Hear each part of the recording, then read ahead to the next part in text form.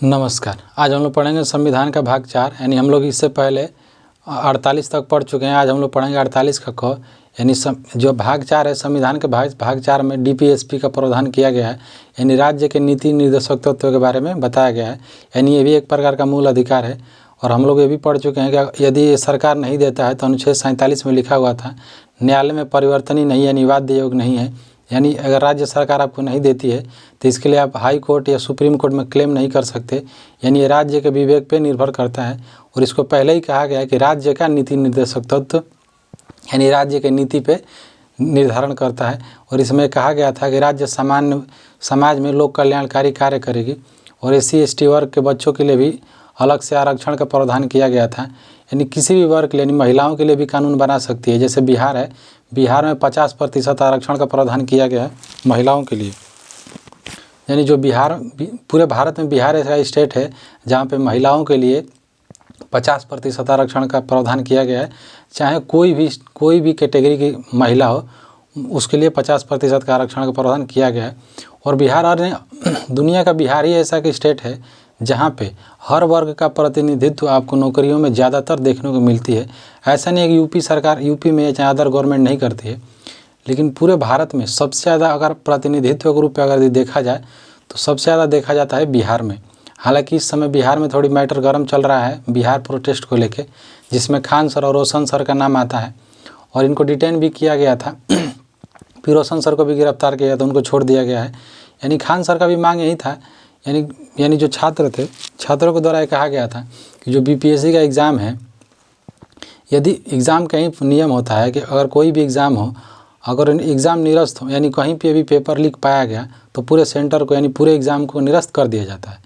लेकिन बिहार में जब पाया गया एक जगह, तो बिहार BPSC आयोग का कहना है कि नहीं, बिहार में जहाँ पे सेंटर लीक हुआ यानी जहाँ पे पेपर लीक हुआ है वहीं का दोबारा पेपर कराया जाएगा, अदरवाइज़ कहीं का नहीं कराया जाएगा। लेकिन ऐसा कोई नियम नहीं है। क्यों?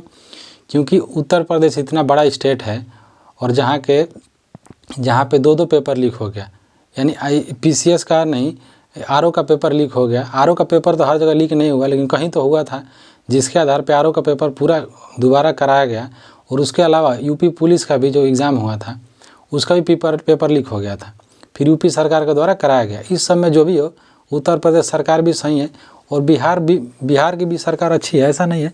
नीतीश कुमार बहुत दूरदर्शी नेता हैं और 9वीं बार मुख्यमंत्री बने हैं और उनके द्वारा किया गया। नीतीश कुमार भी एक निम्न वर्ग से आते हैं, इसलिए उनको गाली दिया जाता है, ससुरा नीतीशवा ये है। और उनको जाति को लगा के भी गाली दी जाती है, क्योंकि वो भी निम्न यानी पिछड़ी जाति से आते हैं, तो उनको जाति सूचक गाली भी दिया जाता है। लेकिन नीतीश कुमार कुछ स्तर में बहुत अच्छा काम करते हैं और यूपी सरकार भी करती है। जैसे नीतीश जी के द्वारा बिहार में दारू बैन कर दिया गया, ये भी एक अच्छा कदम माना जाता है, जिसका कारण जो डोमेस्टिक वायलेंस है वो कम देखने को मिलता है। दूसरी बात है, बिहार में लोग कहते हैं कि बिहार में रोज़गार का अवसर नहीं है। इसमें बिहार में सरकार की भी गलती है और सरकार की भी गलती है और नहीं भी है। यानी बिहार में जो अर्थ का सोर्स है, यानी इनकम का जो सोर्स है, कुछ भी नहीं है। सन 2000 में झारखंड बिहार से अलग हो गया तो बिहार का सोर्स बचा ही क्या? कृषि। और कृषि पे कौन सा ज़्यादा टैक्स मिलता है? इसलिए बिहार सरकार की भी कुछ गलती है और नहीं भी है। अन्य कंपनियों का भी है जो इन्वेस्ट नहीं करते हैं, उनको भी बिहार में इन्वेस्ट करना चाहिए, क्योंकि बिहार में रोज़गार मिलेगा तो बिहार से लेके और जो यूपी का भी जो पूर्व यानी पश्चिम का जो एरिया है, यानी जो बलिया हो गया, बलिया बक्सर से सटा हुआ जो स्टेट है, उसका भी विकास होता है। फिर हम लोग पढ़ते हैं अनुच्छेद 48 का क। 48 का क में दिया गया है 48 का क में दिया गया पर्यावरण संरक्षण का, यानी पर्यावरण संरक्षण के बारे में भी बताया गया। यानी जो पहले था अनुच्छेद 48 में कहा गया था कि जो पालतू जानवर है, यानी जो दुधारू जानवर है, दुधारू जानवरों की हत्या पे रोक। यानी हम लोग कल पढ़े थे कि जो दुधारू जानवर होते हैं, जैसे उसमें जैसे गाय आ जाती है, तो गाय में क्या है कि गाय में जो हिंदुज़म में है, हिंदू धर्म में गाय को माता माना जाता है। यानी रिलीजियस रूप से गाय की पूजा होती है। इस आधार पे का थोड़ा अशांति फैल जाती है। और ऐसे भी ये DPSP का मैटर नहीं, राज्य के नीति निर्देशक तो बात है। इसमें अगर राज्य सरकार चाहे तो टोटली बंद कर दिया जाता है। जैसे यूपी सरकार हो गई, यूपी में लगभग बैन है। अवैध रूप से अगर काटा जाता है तो उसके ऊपर कार्रवाई की जाती है। इसलिए इसमें कहा गया, अब इसमें जो प्रावधान दिया गया, इसमें कहा गया कि पर्यावरण पे भी ध्यान देना पड़ेगा। पर्यावरण के बारे में भी बताया गया। 48 का क में कहा गया पर्यावरण का संरक्षण। पर्यावरण का संरक्षण।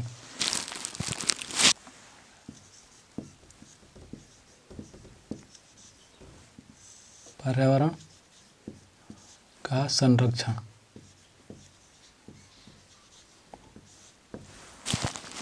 यानी इसमें कहा गया कि पर्यावरण का भी संरक्षण होना चाहिए। लेकिन इसमें ये वाली जो बात है थोड़ी हाइपोथेटिकल लगती है, क्योंकि वर्तमान समय में भारत का वर्तमान समय में 70% जो वन है उसका विकास किया गया है। लेकिन भारत में पर्यावरण सबसे बड़ा चैलेंज है। ना कि भारत में, पूरे दुनिया में सबसे बड़ा अगर कोई चैलेंज इस समय है तो सबसे बड़ा चैलेंज है पर्यावरण का।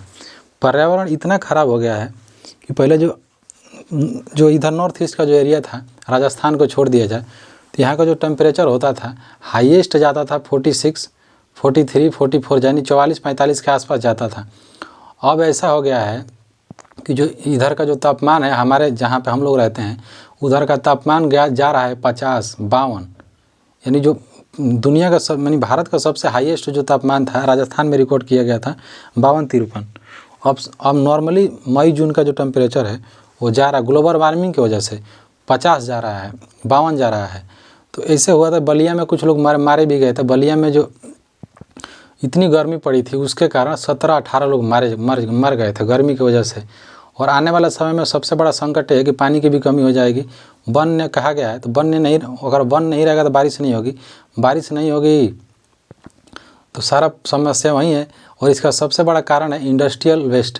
यानी इसमें कहा गया जो हमारे जो वर्ल्ड नेशन का यानी जो भारत में सतत विकास रखा गया, यानी जो इसमें सतत विकास योजना बनाई गई, इसमें कहा गया है कि स्वच्छ पानी देंगे। जैसे स्वच्छ पानी के अनुसार राज्य से केंद्र सरकार के द्वारा हर स्टेट में पाइप बिछाया जा रहा है और जिसको द्वारा निर्धारण किया कि स्वच्छ जल दिया जाएगा, स्वच्छ वातावरण दिया जाएगा। और अपना मूल अधिकार भी है स्वच्छ वातावरण जो दिए, कहा गया है पर्यावरण स्वच्छ रहेगा। इसके हमारा मूल अधिकार के बारे में बताया गया कि अगर हम आदमी मनुष्य, भारत का जो मनुष्य है, आदमी है, उसको अच्छा हवा लेने का अधिकार, अच्छा रहने का अधिकार इसमें मूल अधिकार में भी आता है। जिसको द्वारा ग्लोबल वार्मिंग सबसे बड़ा चैलेंज है, उसका सबसे बड़ा कारण है इंडस्ट्रियल वेस्ट, यानी जो कोयला जलाया जा रहा है। इसमें भी सरकार की गलती है नहीं है, क्योंकि अगर सरकार तुरंत बंद कर देगी तो हमको मतलब ईंधन मिलेगा कहाँ से, सारे इंडस्ट्रियल बंद हो जाएंगे। इसलिए भारत को 2030 तक टारगेट बनाया गया है। और इसमें जब मैटर गया है WTO जब जाता है, विदेश में जब मैटर जाता है तो संयुक्त राष्ट्र के द्वारा कहा जाता है कि भारत और चीन को कोयला का प्रयोग बंद करना होगा।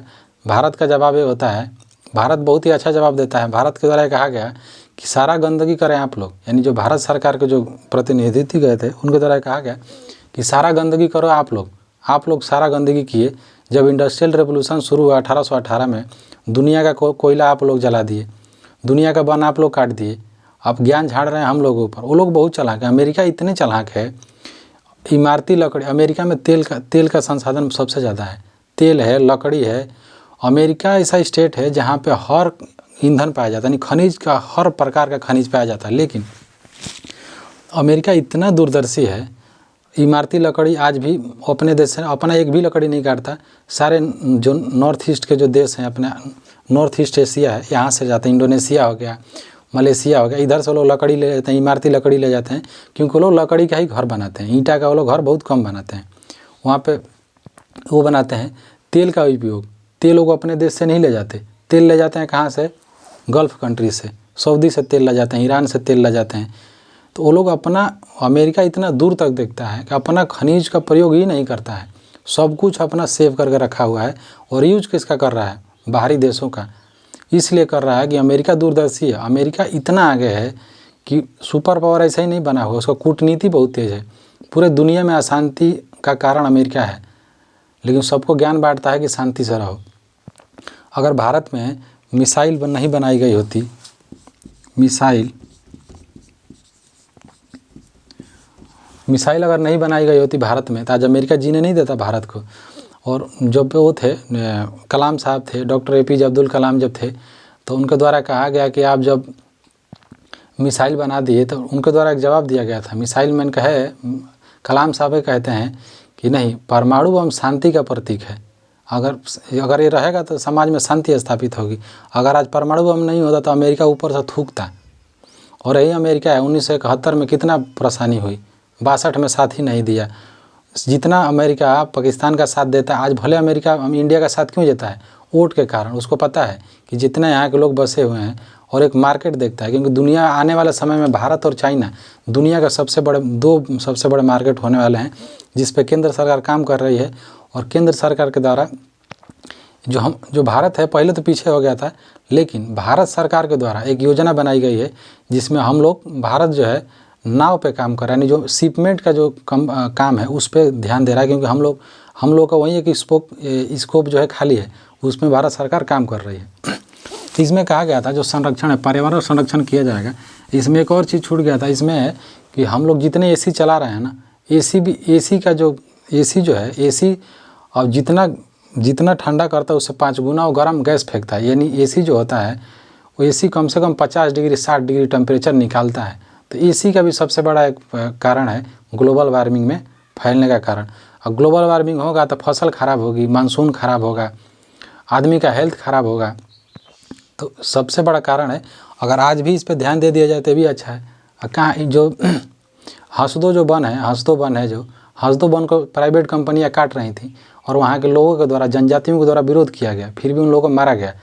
यानी भारत सरकार जितना ज्ञान मतलब हाइपोथेटिकली दे रही है पर्यावरण पे, उतना काम नहीं किया जा रहा है। नहीं करेगी तो आगे ही आएगा।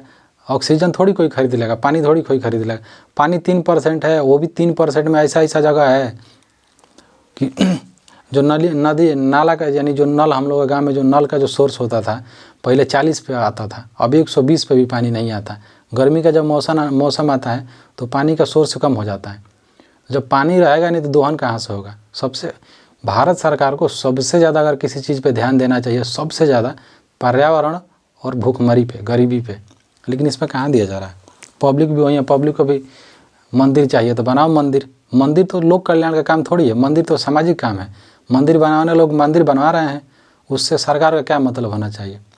यानी जो श्रद्धालु है, जिसके अंदर श्रद्धा है, वो तो मंदिर बनवा ही रहा है। ये लोक कल्याण में थोड़ी है कि राज्य सरकार मंदिर बनाएगी चाहे केंद्र सरकार बनाएगी। तो ये कहा गया है। और फिर इसमें दिया गया 49 में 49 भी कहता है, ये भी बहुत महत्वपूर्ण अनुच्छेद है। 49 में कहता है ना कि जिस राष्ट्रीय महत्व के जो स्थल हैं, राष्ट्रीय महत्व के स्मारक,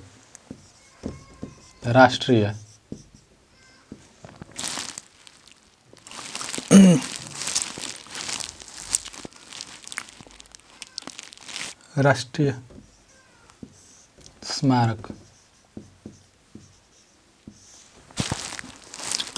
राष्ट्रीय स्मारकों का संरक्षण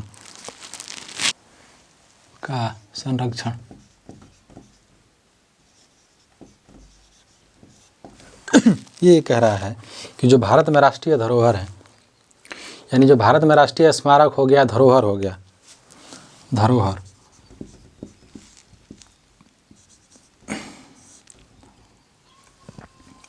ये बहुत महत्वपूर्ण कहा गया है। ये बहुत ही अच्छा बात भी कहा गया है। इसको तो मूल अधिकार में रखना चाहिए। यानी राष्ट्रीय जो स्मारक है, धरोहर है, इसको मूल अधिकार में रखना चाहिए, ना कि इसको डीपीएससी में रखना चाहिए। कैसे?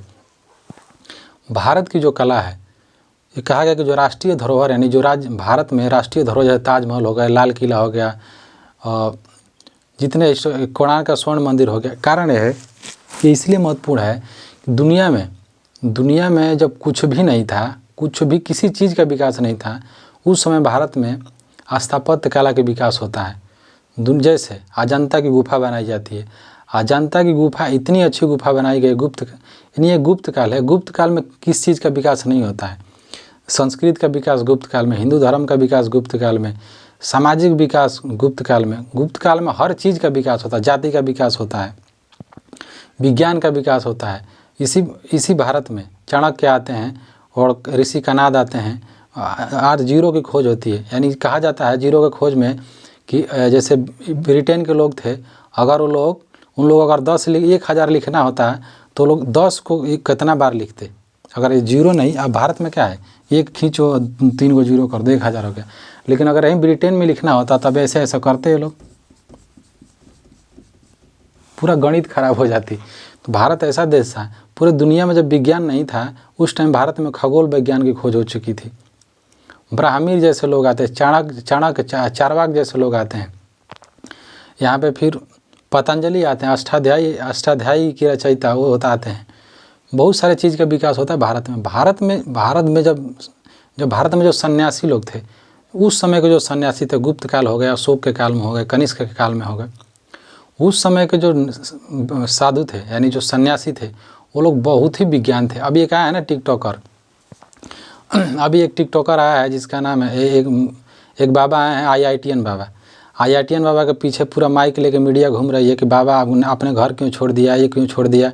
IITN बाबा को ये कोई बता दे कि बाबा जब नहीं थे, बाबा की जब पढ़ाई पैदा नहीं हुई थी, उस समय भारत में विज्ञान की खोज हो चुकी थी।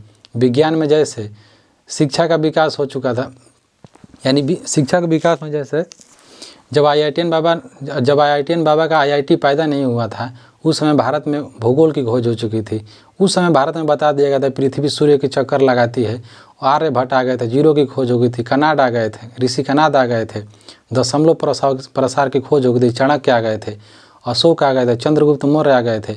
और उनके बाद में भी बहुत सारे महान पुरुष आए, जैसे स्वामी विवेकानंद आ गए। स्वामी विवेकानंद, ईश्वरचंद्र विद्यासागर जैसे लोग आ गए थे भारत में। और वो कहते हैं ना, एक और बाबा थे जिनका नाम था परमहंस, जो कहते हैं कि हम परमास्ति। वैसे जैसे लोग की विकास हो गई थी। और एक IIT कर लिया था, इसके पीछे लोग पूरा लेकर माइक बंदूक घूम रहे हैं कि बाबा, उससे बड़े बड़े ज्ञानी लोग, बुद्ध जैसे लोग भारत में पैदा हुए। बुद्ध आए, जैन आए, भारत में 4 धर्म का विकास हुआ। जब शिक्षा का विकास नहीं था, फिर भी भारत दुनिया में दर्शन का विचार भारत के द्वारा दिया जाता है। भारत दुनिया में बहुत ही महान था। अब कुछ समय जैसे लोग आते गए, बदलते गए, भारत की संस्कृति बदल दिए। नहीं तो भारत जैसा विज्ञान, भारत जैसा सोच, भारत जैसा मैथ पूरे दुनिया में नहीं है। बीज गणित, रेखा गणित, अंक गणित, भारत में हर चीज़ का विकास हो रहा था। कुछ समय बाद लोग आए, सब लिप के चले गए।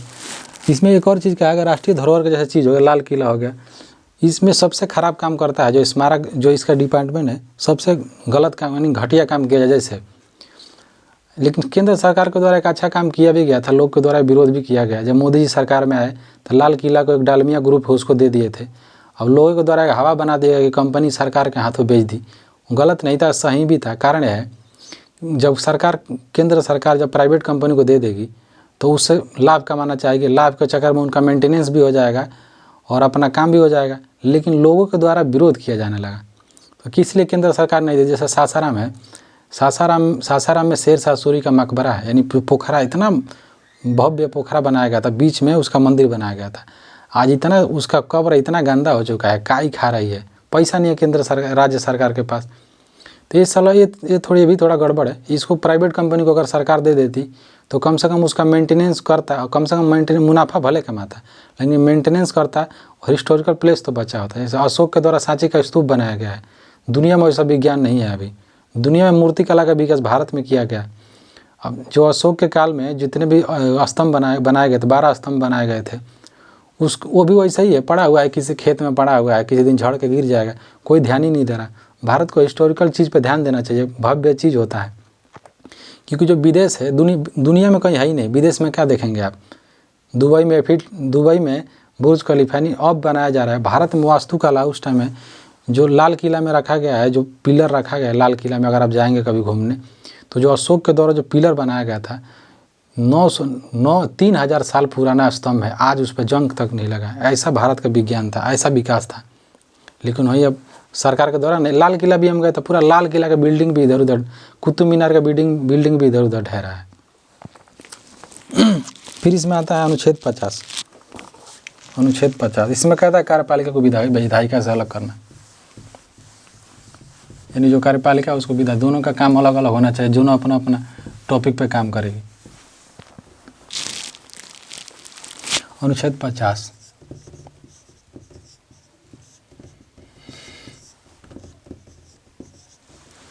अनुच्छेद 50 कार्यपालिका से न्यायपालिका का पृथक्करण। कार्यपालिका से न्यायपालिका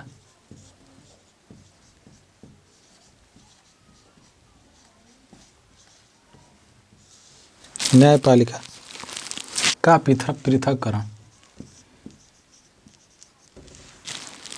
पृथक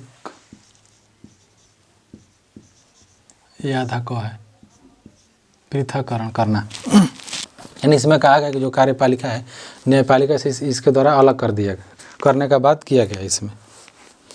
फिर इसमें आता है अनुच्छेद 51, ये लास्ट है, ये लास्ट है।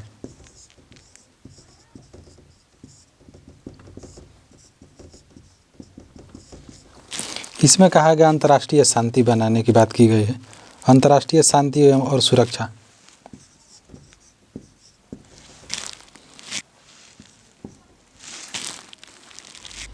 अंतर्राष्ट्रीय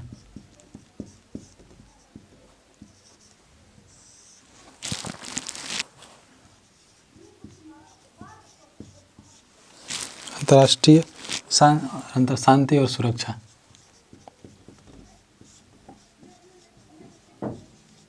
सुरक्षा यानी इसमें कहा गया अंतर्राष्ट्रीय शांति एवं सुरक्षा की बात की गई है। इसमें कहा सुरक्षा का भी बात की गई है। फिर इसमें हम लोग देखते हैं लास्ट, इसमें जो मूल अधिकार है, फिर इसके बाद इसका भाग को भी जोड़ा गया था। इनके द्वारा मूल कर्तव्य 1976 में एक वो आए थे जिनका नाम था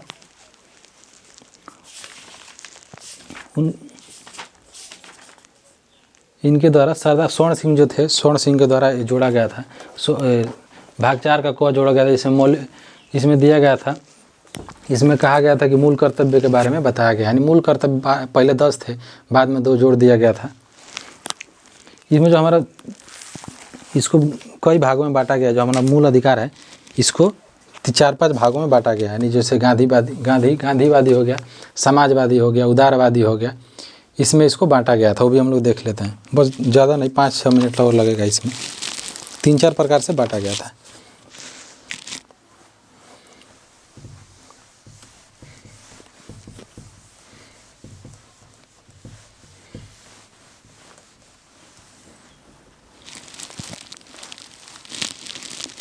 इसमें पहला है समाजवादी सिद्धांत।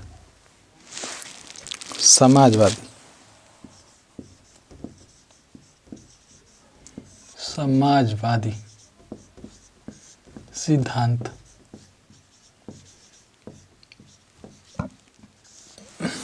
इसमें कौन समाजवादी, जैसे इसमें कहा गया 38, इसमें रखा गया अनुच्छेद 38 को। इसमें कहा गया ना अनुच्छेद 38 में कि राज्य जो होगा, 38 में कहा गया ना, राज्य जो होगा लोक कल्याणकारी कार्य करेगा, नहीं अपने लोक के लिए, नहीं जो समाज लोग है राज्य के लिए लोक कल्याणकारी कार्य किया जाएगा। तो वो भी एक प्रकार का सामाजिक क्षेत्र में है। यानी इसको समाजवादी लोग कैसे देखते हैं? समाजवादी का मतलब होता है समाजवादी विचार, समाज के प्रति क्या समाजवादी, यानी समाज में क्या अच्छा हो सकता है, उस तौर पे इसको बताया गया है। अनुच्छेद 38 को रखा गया। फिर इसमें कहा गया अनुच्छेद 39 को भी कहा गया। यानी जो समाज होगा, समाज हमेशा एक चीज़ को एक्सेप्ट करेगा, अच्छी बातों को एक्सेप्ट करेगा। जैसे बार हिल रहा है, अच्छी बातों का एक्सेप्ट जैसे करेगा। 39 में कहा गया कि जो महिला होगी पुरुष होगी, महिला पुरुष को समान वेतन देना चाहिए। ये भी अच्छी निशानी है। यानी जो सभ्य समाज होगा हमेशा यही बात सोचेगा कि महिला पुरुष के साथ भेदभाव नहीं किया जाना, समान वेतन होना चाहिए। और होता भी है, बिल्कुल होता है। सरकार ऐसा नहीं करती है। करते हैं कौन? ये थोड़ी जो प्राइवेट कंपनी वाले जो चमचे हैं उन लोगों द्वारा किया जाता है। प्राइवेट कंपनी में भेदभाव किया जाता है। महिलाओं का ऐसा तो काम भी बहुत कम भी रखा जाता है, और महिलाओं से प्राइवेट सेक्टर में काम भी ज़्यादा लिए। जैसे अभी वर्तमान समय में जो प्राइवेट स्कूल है, प्राइवेट स्कूल का जो फीस है, एक बच्चा पे 1000 रुपया 500 रुपया लिया जा रहा है। लेकिन जो एक औरत पढ़ाने जाती है लड़की, वो लड़की घर का काम सारा काम करके भी जाती है पढ़ाने, उसको सैलरी देते हैं लोग 2000 रुपया, 1200 रुपया, 3000 रुपया। और मैं ऐसा नहीं है कि मैं हवा में बोल रहा हूँ। अभी तो हम तो लोकल एरिया में रहते हैं, हम लोग गाँव में रहते हैं। लेकिन हम शहर में भी जाके देखें, शहर में भी हम 6 साल रहे हैं, 7 साल रहे हैं। दिल्ली में हम जब थे तो एक मैडम थी, बेचारी को 3000 रुपया वो लोग पढ़ाई का दे रहे थे। तो मेरे एक सर थे, साथ काम करते थे, उपेंद्र जी। वो बोले कि अरे मैडम कैसे काम चलता होगा, आपका तो मेकअप में ही 3000 चला जाता होगा। तो उपेंद्र, इससे तो यही बात है, ये हंसने वाली बात नहीं है, सीरियस बात है। आप सोचो दिल्ली में 3000 रुपया मिलता है, महिला करे क्या, मजबूरी है, पढ़ाएगी। अब बाद में लोग कहेंगे कि शिक्षा भ्रष्ट हो रहा है। वो है और प्राइवेट कंपनी में भी ऐसा किया जाता है। प्राइवेट कंपनी में तो ज़्यादा ही भिन्नता देखी जाती है। फिर इसमें अनुच्छेद आता है 39 का क भी आ जाएगा इसी में, जो विधि निःशुल्क विधि सहायता का बात की गई थी। 39 का क भी लिख देता है यहाँ पे, 39 का क, 39 का क हो गया। फिर इसमें 41 भी आ जाएगा, कुछ दशाओं में जो रोजगार का अवसर हो गया, अनुच्छेद 41 हो गया। फिर इसमें 42, अनुच्छेद 42 भी हो गया, सॉरी अनुच्छेद 42 भी हो गया। 43 भी आ जाएगा मनोचित दशाओं में। फिर 43 का क भी आ जाएगा। फिर 47 आ जाएगा पोषाहार युक्त, और इसमें कहा गया था ना कि बच्चों के लिए निःशुल्क पोषाहार और दवा की बात की गई थी, तो भी आ गया। फिर इसमें आता है, इसमें फिर दूसरा आ जाएगा आपका गांधीवादी, यानी जो गांधी जी माने महात्मा गांधी जो थे, महात्मा गांधी के विचार आ जाएंगे। क्योंकि महात्मा गांधी भले लोग कुछ भी कर लें, लेकिन महात्मा गांधी ना बनना आसान है, ना उनका विरोध कर, महात्मा गांधी का विरोध भी करना आसान है, क्योंकि बोलने नहीं आएंगे। और महात्मा गांधी ज़िंदगी भर सदा साधारण बन के रहे। महात्मा गांधी को सबसे ज़्यादा नुकसान हुआ दलितों को, और सबसे अभी हिंदू धर्म का जो स्वरूप है, सबसे बड़े हिंदू महात्मा गांधी थे। महात्मा गांधी इतना बड़ा कोई हिंदू हो ही नहीं सकता। अपने किताब में लिखते हैं महात्मा गांधी कि जब हम विदेश गए पढ़ने के लिए, तो हमारे लिए सबसे बड़ा चैलेंज क्या था कि हम खाएंगे क्या, क्योंकि ये वैष्णव धर्म इनके घर के लोग मानते थे। और महात्मा गांधी मतलब ये लोग नॉनवेज का सेवन नहीं करते। गुजरात फैमिली से आते हैं महात्मा गांधी, और ये कभी सेवन नहीं करते हैं। जब विदेश जाते हैं, विदेश में भी ये नहीं खाते। विदेश में एक घटना होती है, महात्मा गांधी का एक दोस्त होता है, तो महात्मा गांधी जाते हैं, इनकी मम्मी बहुत समझाती हैं कि बेटा जा रहे हो नॉनवेज मत खाना।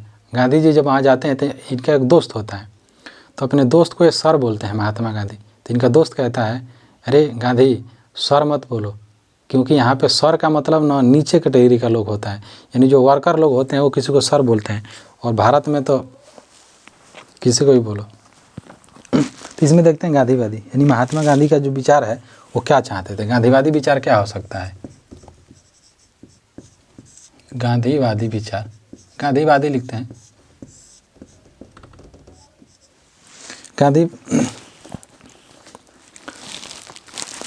अच्छा, एक चीज़ और है, महात्मा गांधी से एक बार एक कहा जाता है कि महात्मा गांधी, थोड़ा बात अम्बेडकर और जब उनमें डिबेट होता था, महात्मा गांधी में यही नहीं बनता है। महात्मा गांधी से कहा जाता है कि महात्मा गांधी जी एक बात बताइए, आप कहते हैं कि जाति आधार पर काम करना चाहिए, जातिगत आधार पर काम करना अच्छी बात है, तो कहते हैं हाँ। तो फिर वो व्यक्ति बोलते हैं गांधी जी से कि गांधी जी, भंगी का लड़का है, भंगी का लड़का हाथ से मैला उठाता है, तो क्या उसके भंगी का लड़का भंगी उठाई जातिगत हिसाब से PhD MPhil करके? फिर गांधी जी कहते हैं कि नहीं। और कुछ स्तर पे गांधी जी का बात सही था। गांधी जी स्वदेश चाहते थे। गांधी जी हमेशा बोलते थे जो भारत है गाँव का देश है, गाँव का देश है, हम लोग गाँव से शहर में आए थे, गाँव का विकास करो। गाँव को मॉडर्न बनाना चाहते थे, इसीलिए वो चाहते थे। मशीनीकरण का भी दुरुपयोग मतलब नहीं चाहते थे कि मशीनीकरण आए, क्योंकि जब मशीनीकरण आएगी तो एक आदमी का काम 4 आदमी के काम एक मशीन करती थी, इसलिए गांधी जी के द्वारा उसका भी विरोध किया जाता था। गांधी जी का विचार भी बहुत बड़ा है, आसान नहीं है, क्योंकि अब मुसीबत में पड़ने के बाद गांधी का विचार बचा सकता है, बाकी कोई नहीं बचा सकता। बाकी उनको मारा गया था, नाथूराम गोडसे, नारायण आप्टे थे, और भी 2-4 लोग थे, मारा गया था। विष्णु करकरे थे उसी में विष्णु करकरे थे। सावरकर के छोड़िए। गांधीवादी में आता है अनुच्छेद 40। अनुच्छेद 40 समझ लीजिएगा, यहाँ पर अनुच्छेद नहीं लिखा, अनुच्छेद 40। फिर इसमें आता है अनुच्छेद 43। अनुच्छेद 43, फिर 43 के बी आता है इसमें। फिर आता है 46, फिर इसमें आता है 47। ये सारा अनुच्छेद है, अनुच्छेद आता है। फिर इसमें 48 आता है। इसमें कहा गया है, महात्मा गांधी कहते हैं, यानी जो 40 है, महात्मा गांधी हमेशा चाहते थे कि जो भारत है ग्रामीण, हम लोग गांव से शहर में आए थे, इसलिए जो 50% जो जनसंख्या है, आज भी भारत की 50-60% जनसंख्या गांव में निवास करती है। इसलिए महात्मा गांधी चाहते थे कि स्वशासन होना चाहिए, यानी ग्राम स्तर पे ही एक अपना शासन स्थापित किया जाना चाहिए, जिसको द्वारा आयोग बनाया भी जाता है। और जिसमें डॉक्टर अम्बेडकर के द्वारा विरोध भी किया जाता कि नहीं वो लोग पैसा लूट लेंगे। फिर कुछ समय जब उन दोनों के मरने के बाद लागू किया गया था, फिर में अशोक राय मेहता समिति बनाई गई थी, फिर बलवंत राय मेहता बनाई गई थी, बहुत सारे आयोग बनाए गए। फिर 1992 में इसको प्रतिपादित किया गया था। फिर 40 में कहा गया ना पंचायती राज, पंचायती राज, पंचायती राज। 43 से कहता है, 43 में कहा गया था ना कामगारों को निर्वाह योग्य मजदूरी, निर्वाह योग्य मजदूरी, निर्वाह योग्य मजदूरी, मजदूरी। फिर इस 43 का क में कहा गया था उद्योगों में, 43 का क है सॉरी, कामगारों की भूमिका,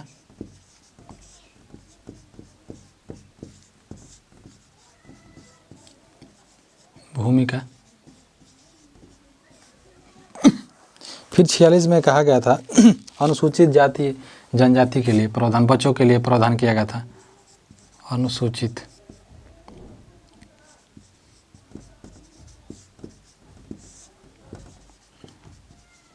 जाति जनजाति के बच्चों के लिए आरक्षण का प्रावधान किया गया था। फिर 47 में पोषाहार सॉरी पोषाहार,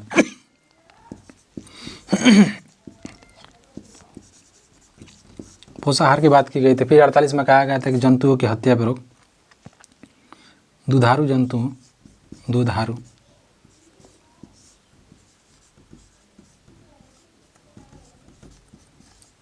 की हत्या, इसके बारे में हम लोग समझ चुके थे। यानी जो ये भी एक राजनीतिक मुद्दा है। और भारत में अलग अलग, जैसे मिथिला जाएंगे तो मिथिला में जो वहाँ के जो लोग ब्राह्मण लोग होते हैं उन लोग गाय नहीं खाते, लेकिन वहाँ पे नॉनवेज खाना कंपलसरी है। वहाँ पे कोई भी ऐसा पर्व नहीं है, यानी कोई भी घर का त्यौहार नहीं, मतलब कोई भी ऐसा ओकेजन घर पे नहीं होता है जहाँ पे मछली ना खाया जाए। मछली जन्म से लेकर मृत्यु तक वहाँ पे मछली खाई जाती है। तो ऐसा कोई धार्मिक छेड़छाड़ इसमें नहीं होना चाहिए। तो हमारे देश में जो अलग अलग ब्राह्मण लोग हैं, अलग अलग उनका अलग अलग स्टेट का अलग अलग खाना है। नॉर्थ ईस्ट में बहुत सारे ऐसे मंदिर है जहाँ पे बकरा का मांस चढ़ाया जाता है। बहुत सारा स्टेट है जहाँ पे बकरा काटा जाता है, बलि दी जाती है। जैसे कलकत्ता हो गई, कलकत्ता में जो काली जी हैं, काली माता हैं, वहाँ पे उनको गाय का मांस चढ़ाया जाता है, नहीं सॉरी वो चढ़ाया जाता है, बकरा चढ़ाया जाता है, यानी बकरा को काट के बलि दी जाती है। फिर वहाँ पे लोग मछली भी खाते हैं। वहाँ पे इन्वायरमेंट ही ऐसा, वहाँ पे समुद्री एरिया है, वहाँ पे मछली पाई जाती है, खाई जाती है। नॉर्थ है, साउथ में भी यही हाल है। साउथ के भी बहुत सारे ऐसे ब्राह्मण होंगे जो नॉनवेज खाते हैं। तो खाने में धार्मिक चीज़ नहीं देखनी चाहिए, जिसको जो खाना है खाना चाहिए। और कुछ ऐसे एक और बात है, जो बहुत लोग होते हैं जो कहते हैं कि नॉनवेज नहीं खाना चाहिए, सादा खाना खाना चाहिए। बिल्कुल सही बात है, लेकिन भारत में आपके पास सुविधा है तो आप खा ले रहे हैं। और जो साइबेरिया में है वो क्या खाएगा, सऊदी अरब में क्या खाएगा। जो खाना होता है हमेशा इन्वायरमेंट पे डिपेंड करता है। सऊदी में सूअर नहीं पाई जाती थी तो वहाँ के लोग सूअर खाते थे। सऊदी में धूप लगता था तो वहाँ पे लोग सफ़ेद कपड़ा और हिजाब पहनती थी महिलाएं, उसको लोग प्रथा बना दिया गया। बहुत से था। यूरोप में तो खाना ही नहीं था, यूरोप में तो आलू ही नहीं था। यूरोप में सबसे बड़ा क्रांति हुई थी जब आलू आया था। आलू के लिए वहाँ पे क्रांति हो गई, आलू ख़त्म हुआ, पे भूखमरी हो गई, क्योंकि दुनिया में आलू आया, दुनिया में इंट्रोड्यूस किया गया आलू। ये रहा दक्षिण अमेरिका के पास। दक्षिण अमेरिका में दक्षिण अमेरिका से आलू और टमाटर लाया गया था, मिर्च भी लाया गया था। और फिर भारत में पुर्तगाली वो लाए थे, आलू लाए थे। आलू भारत का नहीं है, शिमला मिर्च यहाँ का नहीं है, गाजर नहीं है, लहसुन भी नहीं है, प्याज भी नहीं है। इस पर धार्मिक गुरु लोग कहते हैं कि भगवान का मूत्र से लहसुन और प्याज का जन्म होता है। ऐसा नहीं है, भारत में था ही नहीं, भारत का ओरिजिन ही नहीं है। फिर हो गया, फिर हम लोग दूसरा देखते हैं। इसमें आता गांधीवादी हो गया, फिर हो गया उदारवादी। उदारवादी उदारवादी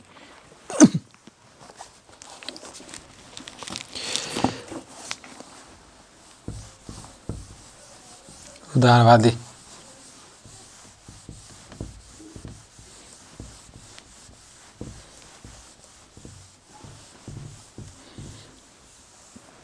अच्छा, गांधी जी जब मर रहे थे, गांधी जी की मृत्यु हुई उससे पहले गांधी जी का अंतिम इच्छा था कि हम मीरा का भजन सुने और मीरा का भजन सुने, उसके बाद ही गांधी जी की मृत्यु हो गई। वो मीरा का जो भजन था वो बहुत ज़्यादा ध्यान से सुनते थे। मेरे तो गिरधर गोपाल ऐसा करके था। फिर उदारवादी, ये लास्ट है, बस ख़त्म ही हो गया। यह उदारवादी, उदारवादी उदारवादी में आता है वहीं सिविल संहिता आ गया, अनुच्छेद 44 हो गया, फिर अनुच्छेद 45 हो गया, फिर अनुच्छेद 48 हो गया, फिर 49 हो गया, 50 हो गया, फिर 51। ये अनुच्छेद है सारा, अनुच्छेद।